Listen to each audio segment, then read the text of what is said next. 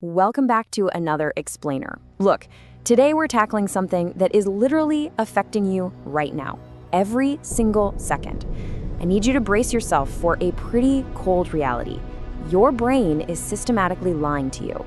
And it's not doing this to show you the objective truth of the universe. No, it's just trying to keep you alive. As we're going to see, those two goals are almost never the same thing. The human mind is, well, it's incredibly powerful, but it's also deeply, predictably flawed. I am speaking directly to you here. This deception, it isn't some random accident or a glitch that only pops up on a bad day. It's actually a daily, hardwired feature of your own mind. Like right now, as you're processing my words, your brain is running this ancient survival software. It doesn't care about objective reality. By the time we wrap up this explainer, you're gonna see exactly how your own thoughts pull the wool over your eyes, and you might actually start to fundamentally question the whole way you perceive the world. Section 1, the illusion of truth and how we filter reality. Okay, let's dive into this. The dark archive files lay out this incredibly powerful mechanism called confirmation bias. Basically, right now, your brain is acting like a really ruthless bouncer at a club. Every piece of information that backs up what you already believe, your brain is like, yep, come on in, VIP access. It amplifies it. But any evidence that contradicts your beliefs, it just tosses it straight out the back door. You probably think you build your beliefs on pure logic and hard evidence, right? But the crazy reality is, we just endlessly collect clues to support whatever we already think is true. Think about every argument you've ever won in the shower, or every time you were absolutely positive you were right. Your brain was likely playing a trick on you, actively filtering reality just to protect what you already assumed. And that brings us to the famous Dunning-Kruger effect. Psychologists David Dunning and Justin Kruger found something honestly pretty uncomfortable about human intelligence. Look at the stark contrast here. True experts, they hesitate. They add caveats. They are completely fine saying, you know what, I'm actually not sure. Why? Because their deep expertise has shown them exactly how huge the ocean of stuff they don't know actually is. Ignorance, on the other hand, has zero humility. None. The people who actually know the absolute least about a topic are consistently, statistically, the ones who are the most confident about it. This creates what's sometimes called the valley of despair when you're learning something new. But the really dark takeaway here is that pure ignorance fundamentally lacks any humility. Just think about the implications of that for a second. The absolute most dangerous people in any room are the ones who are blindly confident, precisely because they're the only ones who never pause to second-guess themselves. Section 2, the traps of action and being stuck in the past. Let's move to and see how this builds. Have you ever done this? I mean, of course you have. We all have. You sit through the rest of a terrible, painful movie just because you already bought the ticket. Or you stay in a bad relationship because you've been together for years. This is the sunk cost fallacy. It's your brain's wildly stubborn, completely irrational refusal to accept that past investments, whether we're talking about your time, your money, or your emotional energy, they are gone forever. It doesn't matter what you do next. So how do we actually break out of this? Well, the rational question is never, how much have I already put into this? No, it has to be this exact question. What happens if I continue versus if I stop? It's literally an internal fight against your own mind. You have to actively, mentally interrupt your brain's default emotional tie to the past and force it to look only at the future cost. Now, your brain is going to fight you on this every single time, but asking yourself this one specific question is your only real way out of the trap. Now, I want you to consider this simple ratio, 3 to 5. This represents negativity bias. This is the harsh, unforgiving evolutionary math that your brain is running all day, every day. Your brain literally weights negative experiences 3 to 5 times more heavily than positive ones. Think about it.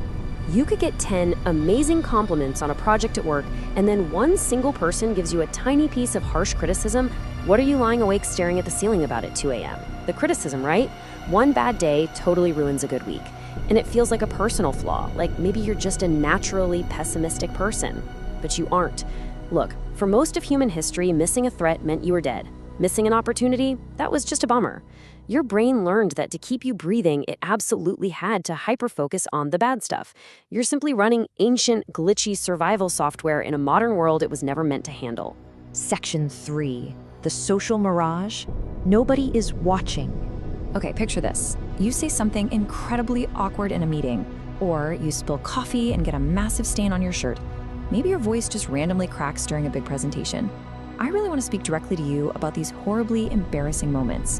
When this stuff happens, you are absolutely certain everyone in the room noticed. You feel the heat rushing to your face, right? You're convinced they're all going to remember it, and honestly, they're probably all judging you for it right this second. And this brilliantly illustrates what psychologists call the spotlight effect. But the comforting and kind of humbling truth is, literally nobody is watching you. Every other person in that room is the main character of their own movie.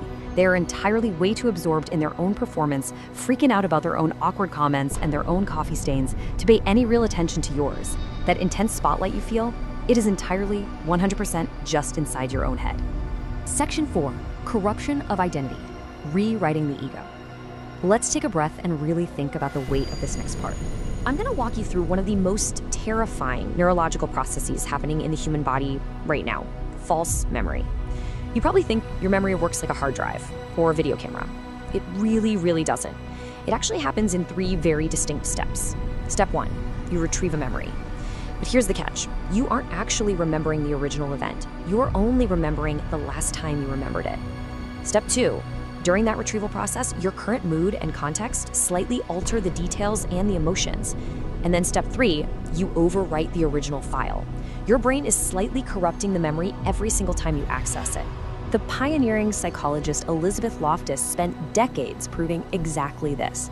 Entirely false memories can be implanted into the human mind with nothing more than basic suggestion and repetition. I mean, this completely shatters the whole illusion of our own personal histories. It implies that your most certain, most vivid, and most cherished memories, well, they might actually be the absolute least accurate ones you have. Which brings us to what might just be the brain's most dangerous trick of all, cognitive dissonance. This is how the brain resolves the painful conflict of holding 2 totally contradictory truths at the same time. How does it do it? By literally rewriting the story to protect your ego. When your brain is forced to choose between the cold, hard, objective truth and warm psychological comfort, it is going to choose comfort almost every single time. So the crucial point is how this actually plays out in real life. Let's say you believe you're a good person, but then you do something that a good person simply wouldn't do. Your brain literally can't handle holding both of those conflicting truths at the same time. The friction is just way too painful. So to protect your ego, it starts feeding you these convenient little excuses. Oh, it wasn't really that bad. Come on, everyone else does it. Or they had it coming, they deserved it anyway. This is exactly how perfectly good people maintain a positive self-image while doing genuinely harmful things. Cognitive dissonance is not some rare flaw that's only found in bad or broken people. It is a hardwired, built-in feature of every human brain. Yes, including yours. Section 5, escaping your own mind and breaking the illusion once and for all. Look, if you remember only one thing from today's explainer, make it this. Your brain is a survival machine. It is not your ally in the search for truth. It's ancient, it's incredibly powerful, and it is deeply, profoundly biased. Recognizing these tricks, the confirmation bias, the sunk cost fallacy, cognitive dissonance, this is the first and honestly the only way to break the illusion. If you want to stop being totally controlled by your own mental blind spots, you have to drag them kicking and screaming into the light. And if you want to keep dragging these kinds of secrets into the light, make sure you subscribe to Dark Archive. They were the source for today's fascinating insights, and they open a new file on forbidden psychology and hidden human behavior every single week. I'm going to leave you with this final, provocative thought. Just look in that uncomfortable mirror for a second. Now that you know exactly how the machinery works up there, now that you've literally seen the strings, will you ever really trust your own thoughts the same way again? Keep questioning, keep learning, and I'll catch you in the next explainer.